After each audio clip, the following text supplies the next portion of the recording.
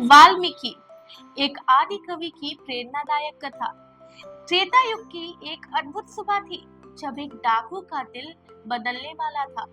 उस डाकू का नाम था रत्नाकर। अपनी चुराई गई जिंदगी से थक कर वो सच्चाई की खोज में था, लेकिन उस खोज की शुरुआत एक साधु से हुई जो उसके जीवन को नई दिशा देने आया था। ये कहानी है महर्षि वाल्मीकि की, जो एक डाकू से एक महाकवि बन गए। आप देख रहे हैं जनदर्पण का खास प्रोग्राम दिन विशेष अतीत की यात्रा। महर्षि वाल्मीकि का जन्म उस समय हुआ जब मानवता धर्म और आदर्शों की राह भूल चुकी थी। रत्नाकर एक डाकू जंगलों में लूटपाट कर अपने परिवार का भरण पोषण करता था। उसके जीवन में केवल हिंसा और अंधकार था।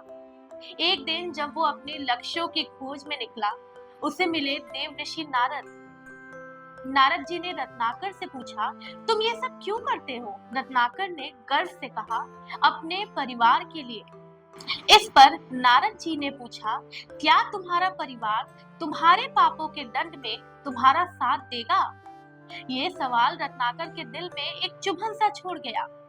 जब उसने अपने परिवार से पूछा तो सभी ने उसे मना कर दिया। रत्नाकर को समझ में आ गया था कि उसके द्वारा की गई लूटपाट का पाप केवल उसका ही है। इस मोड़ पर रत्नाकर ने नारद जी से अपने उद्धार का मार्ग पूछा। नारद जी ने उसे राम का नाम जपने का निर्देश दिया। उस दिन से रत्नाकर ने कठोर तप करने का संकल्प लिया। वो अकेले जंगल में बैठकर राम राम का जाप करने लगा। वर्षों की साधना के बाद उसका शरीर चींटियों और मिट्टी से ढक गया।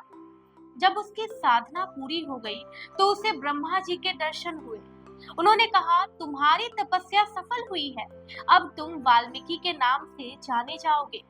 इस प्रकार रत्नाकर का नाम बदलकर महर्षि वाल्मीकि पड़ा। वाल्मीकि की साधना का फल तब मिला जब उन्होंने क्रोच पक्षी की हत्या के दृश्य को देखा। एक शिकारी ने प्रेम में लीन क्रोच जोड़े में से नर पक्षी का वध कर दिया।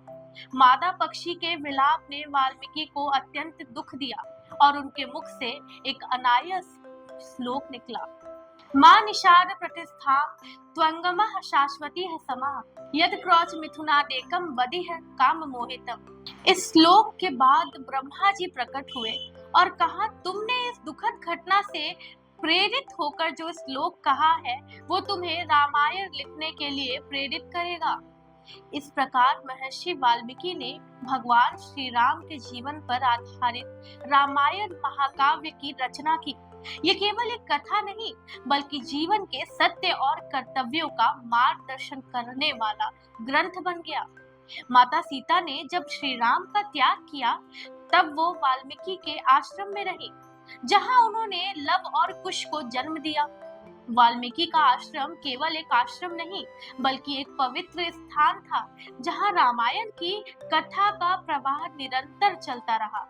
महर्षि वाल्मीकि की कहानी एक प्रेरणा है जो हमें सिखाती है कि जीवन में चाहे कितनी भी कठिनाइयां हो, सही मार्ग पर चलने का संकल्प हमें नई पहचान दे सकता है। उनका जीवन हमें याद दिलाता है कि परिवर्तन संभव है यदि हम सच्चाई की खोज में जुटे। महर्षि वाल्मीकि का नाम आज भी हमारी संस्कृति में जीवित है और उनकी रामायण हर दिल में एक अमिट छाप छोड़ती है। इसलिए जब हम 31 अक्टूबर को महर्षि वाल्मीकि जयंती मनाते हैं, तो हम न केवल एक कवि को याद करते हैं, बल्कि एक ऐसे व्यक्तित्व को भी याद करते हैं जिन्होंने जीवन के अर्थ को खोजा और हमें सिखाया कि सच्चाई और भक्ति में ही असली शक्ति है। आपको ये कहानी कैसी लगी, हमें कमेंट करके जरूर बताइएगा और ऐसे ही रोचक कहानी मैं लेकर आती रहूंगी आपके लिए। लेकिन तब तक के लिए देखते रहिए जनदर्पण न्यूज। धन्यवाद।